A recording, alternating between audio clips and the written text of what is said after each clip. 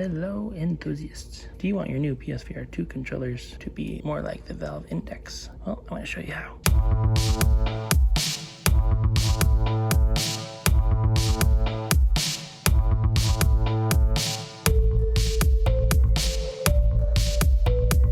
I'm going to show you how to take the straps off and put them on in this fashion where they'll hold onto your hand and allow you to let go of the controller and also grab it without it dropping. And I'll also talk about some pluses and minuses of this setup. It's kind of a workaround for now until something more official comes out that's more like the Valve Index straps, but this will do for now. And I can't take credit for this entirely because there is another YouTuber which I'll provide a link to that gave me this inspiration, but I feel like this optimized it a little bit more, made it a little bit more streamlined and a little bit more comfortable, a little bit more pretty, rather than having a bunch of straps everywhere that are kind of hard to determine which one your hand should go through. So I'll post a new link and we'll get started. Just a quick video of the clean strap. One line going from the bottom to the side here. So you'll want to test out different options. Maybe test out the other video that I'm linking to and also test out this one, see which one works best for you. I like this one because it feels a little bit more simple. So let's take it apart and I'll show you how to get this on. The first step here is to remove the strap from the wall of the Sense controller, pushing it up until it clicks and then it comes right out. Once you have the strap removed, make this loop very small at the end, and then you're going to place the loop on the inside of the controller and the attachment facing away from you on the other side, so it just rests at the bottom of the grip right here. Once that's done, just have this clip at the end go through top to bottom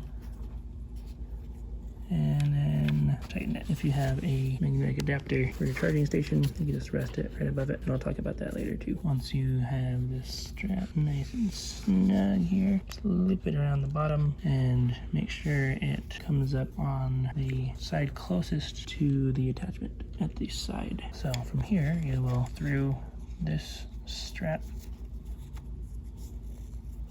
tighten it.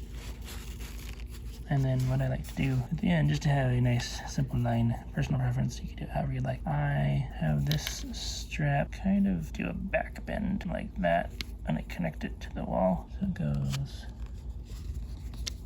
there, lock it in place.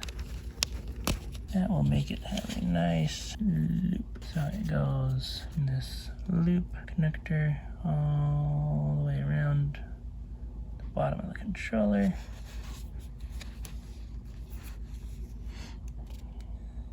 Through the loop, wrap around the bottom, go through the loop again, and then up and around to the side. From here, you just stick your hand on through. From there, you've got your straps that hold your controller mostly in place. See, it's got a little bit of a gap because of the angle of the strap, but there's not much that can be done about that, at least with the length of the strap that it is right now. If someone were to extend this, I'm sure there could be a much better design, and hopefully something official will come out in the future. Some downsides, obviously that connector there, if you have a charging station, you'll have to move the strap out of the way and make sure it's not preventing that from going into place on the dock. You can probably just tighten that all the way and make it a little bit longer. Overall though, I think it's a plus for games where you want to grab things from the ground, or just let go of your weapon, whatever weapon it is, or whatever object it is you're trying to let go of. And if you try and throw it, it stays in your hand.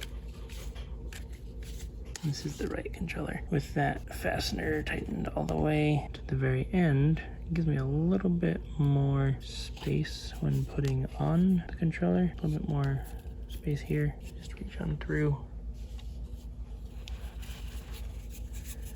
And I feel like I can actually bend my finger a lot more this way. So if you want to tighten that all the way, you can. It feels mostly the same. Not as secure, but still pretty good. So it works identical to having the straps dangle and wrapped around your wrist. This is a little more iffy if you're trying to throw something and let go of the controller. It feels like if you flatten your hand, it might slip out. But ideally, you'd want to extend your fingers when you're throwing anything in-game that might be like a rock or a knife or some kind of throwable object. But that's it. So test this one out, test the other one out from the other video, and see which one works best for you. And I'll talk about the strap when putting it in the charger as well, because this will have to be moved so it can rest in place. And then you'll just mirror the exact same thing on the other controller for the left side. Make a small loop, place it over the top, a loop on the right side, pass the string through, send it underneath through this strap, and then up and to this side. If you need a video on that, let me know. I can do one. For charging, this is my Creative Minds charging station I just got pretty recently. So, charging, you will want to put your connector to the side. Make sure this magnet isn't obstructed.